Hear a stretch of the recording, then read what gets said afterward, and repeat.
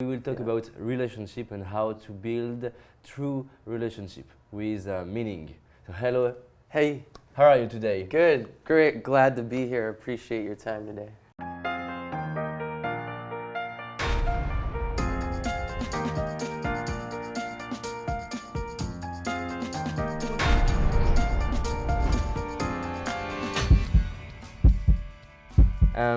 How can you, who you are?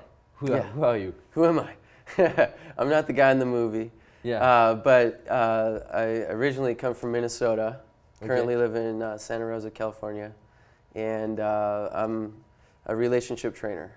Okay. So basically, helping people have the best quality relationships, teaching the skills that you need. There's a lot of stuff out there that you can get, books and everything like that. But not a lot of practical, here's what you do skills, and research-based as well. So it's pretty amazing stuff that's out there now. Just before you told me that you have a kind of system with 5 points. Yeah. So how, with your system, how we can build a meaningful relationship? Yeah, so one of the things that I've developed over time is called the 5 attractions. The 5 attractions, if we can find the person that has those for us, and they for you, that's going to be a great relationship. So the 5 attractions, you probably want to know what they are. One of them, obvious, is the physical one. That's the first one that hits us when we see someone, is that physical attraction. Some people, have different things that they're attracted to physically. The other one is emotional. Emotional, can you be vulnerable with this person? Do you feel safe? Do you feel like you can connect emotionally with this person? And is it something that you can feel immediately? It's for some, yeah. You can have a natural emotional connection. For my wife and I, is like from day one. I was like, I knew and I felt connected to her. I could tell her things, and I felt like it just flowed naturally. Like, it didn't even have to force it out of me. It just came out. So for me, that flow was a sign to me that this is an awesome fit for me. Okay. If I can have that conversation and it just comes out more natural, it's great. Great, yes. Yeah. So it is a second. What is the third? So physical attraction, emotional attraction, intellectual attraction. Can you have a conversation where you both are engaged? Because if one is always doing the conversation and the other one's just there, over time you're going to want someone else that interacts. So can you both engage in a meaningful intellectual conversation together? Or is one dominating all the intellectual stuff? And, So everyone wants input back and forth somehow. Do you mean that you have to be as the same intelligence? No, not necessarily same intelligence. It could be perspective. Because some people are more analytical thinking. Some people might be more feeling thinking. And, have you thought about this? And for instance, my wife does that to me a lot. Is like, I have this great idea. And she'll be like, have you thought about this? And adding a new perspective, like adding that value in the relationship in an intellectual level of a different way of looking at the same thing. So that way it adds value to the attraction. Okay. It's like you want to know what their input is. You don't want them to just sit there and listen all the time. You want to say, I want to hear you. Yeah, you're interested about what the others think, right? The opinion, yeah. The opinion. Yeah, could be opinions. Okay, yeah, perspective. Because you believe that her or his opinion has enough value to be listened to, right? Something like that? Yeah, yep. So you value what their input is, and you're going to actually really consider that and use it. Yeah, okay. Okay. And what is the first one? Well, there's physical, emotional, intellectual. There's financial as well. Like, if you're in a relationship and you find this person has a lot of financial issues, and you have your own, do you want to compound that together? And is that going to change over time in your relationship? You know, if they have bad habits right now, and you do too, you have to kind of think of, all right, maybe we need help in this area. So, do you think we have to find someone who has the same level of financial education? No, not necessarily same level. Just be maybe someone who is mindful of how they do things. Not like always on the fly kind of thing, or you know, spending and next thing you know, you have 10 credit cards up to the maximum limits, and now you're doing bankruptcy or something like that. Yeah, that's not where you want to be. Finances cause a lot of friction in a relationship. As well. So and then spiritual attraction, you know, the belief systems in a relationship, you know, because that's going to input how you raise your kids, how you make decisions, how you do things together with friends that you hang around, things like that. Your beliefs are going to be a big impact on that. And how do you check the spiritual attraction? So ways is having conversations about it, like trying to find out what their beliefs are. You know, do they want kids? How do you think the way you raise kids are? You know, where do you go to church, or how do you do those things? And you know, there's a lot of friction caused in relationships when one's of one faith and another is another faith. Because then when kids are in the mix, is like, now which one do they go to? And it causes its own issues. Or if one's of one faith and one's of no faith, you know, now what? So just being aware of that, and it's an attraction of, hey, you have the same values as me. Yeah. And that's what we want to instill in our family. Whether it just be us for a while, or us and kids in the future, or us and our other family members, like our parents. Yeah. You know, and those kind of things all integrate into that. And I have a few questions about that. Yeah. So the first one, do you think we need to have the 5? Well, I think one thing I've been doing with people is helping them. Hey, let's rate where you're at on a 1 to 10 scale on each of these 5 with you and your, you know, girlfriend or boyfriend or whatever it is. And my opinion on that is if it's above 5 on each of those areas, you're on track for an awesome relationship. If you are below on that, it's that one part is going to influence all these other parts as time goes on in your relationships. Yeah. You know, because once you start having kids, once you start having more responsibilities. So every external things will emphasis. Yeah. So I was trained in medical family therapy, and basically it's following a model of biopsychosocial spiritual model. Like what you feel physically is going to impact how you think about things, like your psychology. Yeah. And who you hang around, whether you even want to go hang around anyone, and those kind of things, and also your spiritual beliefs. Like I worked with people who were sick a lot. You know, I worked in the clinics and hospitals, different things like this, and people with diabetes and heart disease and all these things. And I would ask them questions like, why do you think, you know, you have what you got? Some people would be like, well, it's because I cheated on my wife 2 years ago, and that's why I feel like I'm sick like this. And that's their spiritual belief behind it. And it's impacting their physical health. And it's impacting everything they do, people they hang around, what they do at home, what they feel and think. You know, they should let this guilt kind of build up and impact every area. So no area can be separated, whether it be physical, you know, you're in pain and your back hurts. That's going to limit what you do and where you go and what you think each day. And a lot of people end up over time with chronic pain being more and more depressed. And so they do less and less things with people, and they naturally worse health. I understand. Yeah. Yeah. Um, I know someone. I know that there are some people who are thinking, wondering something. Let's imagine that a human in front of this computer now is wondering, oh shit, my relationship has only 2 of the 5 Yeah. points. Do I have to divorce? No, no, it's like not divorce. Maybe those 2 of the 5 are powerful ones, right?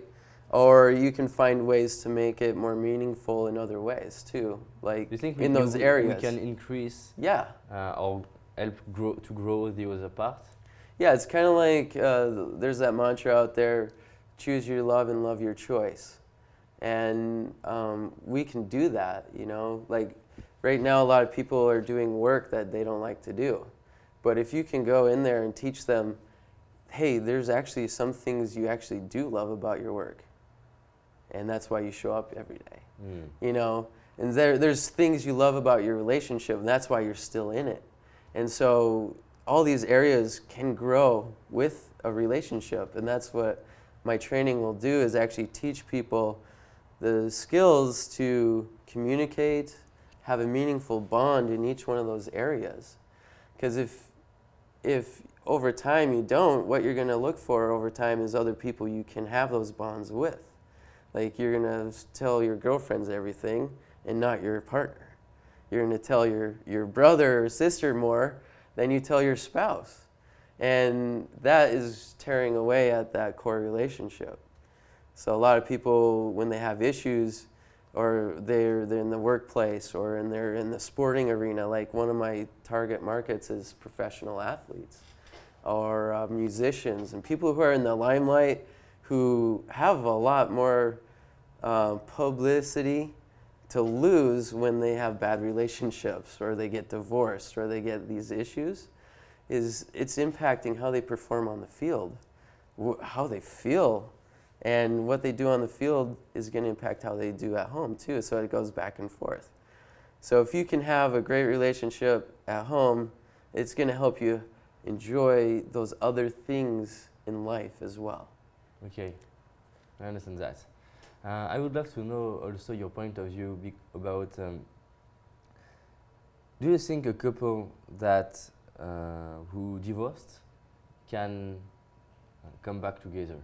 Do you think it's possible to rebuild a relationship after a bad break? For sure. There's always a way to mend if both are willing to mend. You know, one of the best analogies I've heard about relationships, about marriage and so forth are like in the ocean, in a rowboat, and you're in one boat and your spouse or your partner is in the other boat. Now, in calm waters, it's easy to stay together, and it's easy to stay connected and row close to each other and have that connection. But when the storms come, you have to row harder to stay together. That's when it's like the true efforts that's what separates people who do well in relationships and those who don't, is that both are willing to row together. If one is always chasing the other one in the storm, it's over time that's going to get tiring and people are going to get worn out and just give up. So can we say that the storm build the relationship? Yeah. Okay. Storms, the challenges are what really test the character of the relationship.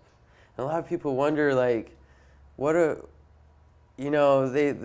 go out there and they say, well, he's the problem. If only he did this better, I would be a better wife. Or if only she did stop nagging on me, I would be a better husband. I would do it on my own anyway. But what they find is, you know, their attitude they bring to the relationship about the other is a very toxic thing if they're blaming the other for the bad relationship. I know that. Yeah, so that's toxic when you say you're such an idiot for thinking like that or doing that thing. No one else would ever do it that way. What were you thinking? You know, that's called contempt.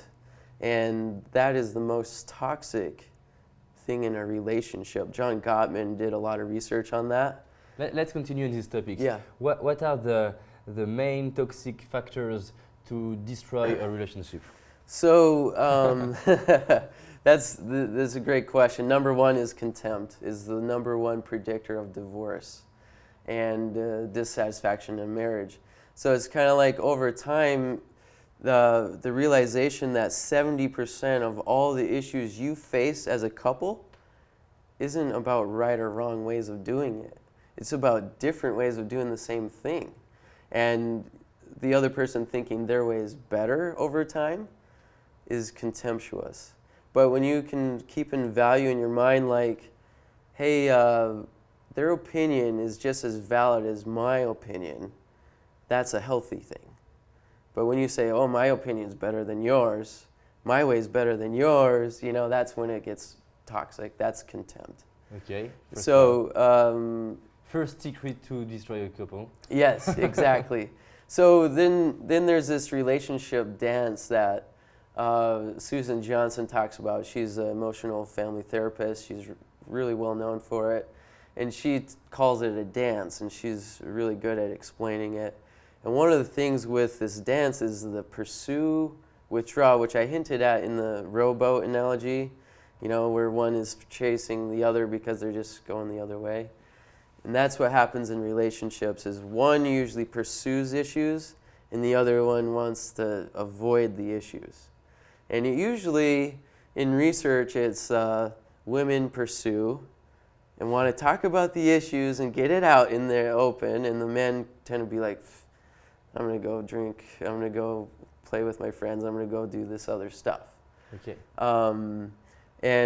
But it has gone, the other way as well, a lot of times as well. But more often than other times, it's the women pursuing the issues, wanting to get them resolved, to get them taken care of, and the men going, I'm sick of having this conversation. I'm just going to shut down and go to my room or watch this game on the TV. And, those kind of things happen. That's called a pursue withdraw. And the danger of that is when the pursuer stops. That means they're checked out. They're like, I pursued this for the last 6 years, 7 years. I'm done. And this other one who is always withdrawing and walking away is like, what's going on? They're not coming after me anymore. So now he starts or she starts going back. And they become the pursuer, and the other one becomes a withdrawer. And that's usually when it's too late. Because the other one's already checked out emotionally. That's why part of the 5 attractions, the emotional attraction, can you be open and vulnerable with each other so you don't have that dance, the pursue withdraw? And if you can be open with that, so it's awesome. How can a couple change this dance? Oh, that's a great question. There's one of the, I'm trying to think of the best way to do it is reconnecting, and the best way to reconnect is on a daily level, as often as possible if you're not around each other on a daily level or don't have that. Research has found is if you can connect for 20 minutes a day, that will restore relationships' strength and quality and emotional connectedness more than other things. So in that 20 minutes, it's crucial how you use that 20 minutes. Like for some, it's kind of like, all right, what we're going to do right now for the next 10 minutes is I'm going to let you just vent about your day, whatever happened at work, whatever, not about the relationship. If it's a hard relationship right now, I don't recommend going vent about the other person in the relationship. That's not a good way to start. A good way to start is actually what happened outside the relationship today. Like, oh, I just got this awful phone call from my boss or from my friend or from this and this and this. Or whatever happened during that day. Could have been great, could have been bad. Just let them spew it out for 10 minutes without you interjecting your own stuff. Just let them go. And what you can do in that time is find out questions like, hey, wow, that's interesting. Tell me what that was like when your boss called you. And finding out questions. Don't put yourself, oh man, that oh, if I was in that situation, here's what I would have done kind of thing. That's taking it away from them now. So you want them to bring it out, and you want them to show what was that like, and bring it out. Okay, great. Yeah. So it is the second secret. Do you have a third secret to destroy a relationship? What was that one? What do you have a third key secret to destroy a relationship? Oh, the third one is let's see, criticism. Criticism. Yeah, so criticism is another. Gottman, I think, has done the most research in this area as far as like what makes or breaks a relationship, right? So criticism is the step kind of like before contempt. You know, critical is be like, you know, oh, just like I wish you wouldn't have done it that way. You know, kind of thinking is like it's almost to the point of I can do it better, but it's more just being critical. Is like, oh no, you do it this way instead. You know, just being critical of everything that they do, like loading the dishwasher, or you know, just something simple. It'd be like pretty soon in the relationship, the other feels devalued. Like everything they do is like, I'm not good enough. So I'm not even gonna, this is your area now, I'm not even gonna touch it anymore. Because every time I touch it, you don't even let me do it. And I know, and some of those issues, like 70% of those issues are recurrent, and they're gonna be there. Like for me and my wife is like laundry. Like I'm okay doing it, putting it from the washer to the dryer. But she wants to put it in the washer because I tend to just pile things in, you know, and but she has a reason, you know, with colors and whites and all that stuff, and you know, I try to adopt to it, and then you have to turn this inside out and stuff like that, and I don't remember all the stuff to turn inside out, and all, you know, all those different little details. I'm tossing it in there because I'm like, let's get this done. And so I'm okay putting the washer to the dryer and stuff like that, and maybe help fold a few clothes. And there's certain things that I won't even touch folding because I was, you know, and we've already worked that out. You know, we're okay with that. And there's going to be things like that in your relationship that no matter what you do, it's not going to be to the level that they want to see it at. So it's okay, and work those out. Work out an agreement. Like, I'm okay doing the washer to the dryer thing, and I'm okay with, I can put them all in a pile kind of stuff, and then she can do the little things, and I can help gather, I do the garbage, and I do all this other stuff too. And you know, we just work out our agreements of what we're okay with putting up with. Great. I love that. Yeah. Thank you very much. And thank you very much for all the keys. Yeah, it was thank great. you. Yeah, appreciate your time, and it's a great honor. Bye. Bye.